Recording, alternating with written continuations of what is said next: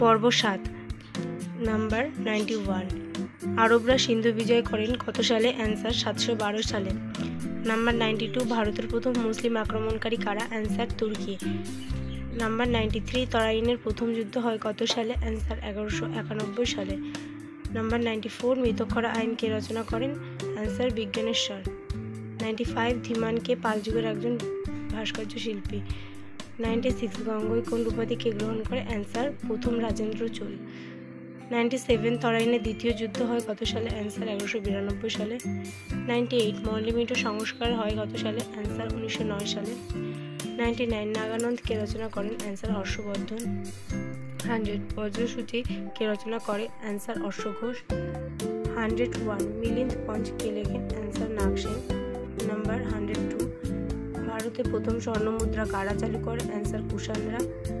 Number 103। Fa-Hien কত বছর ভারতে ছিলেন? অ্যান্সার 15 বছর।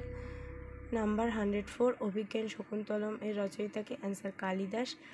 নাম্বার 105। কুমার সম্ভব কে লেখেন? অ্যান্সার কালিদাস কুমার সম্ভব লিখেছিলেন।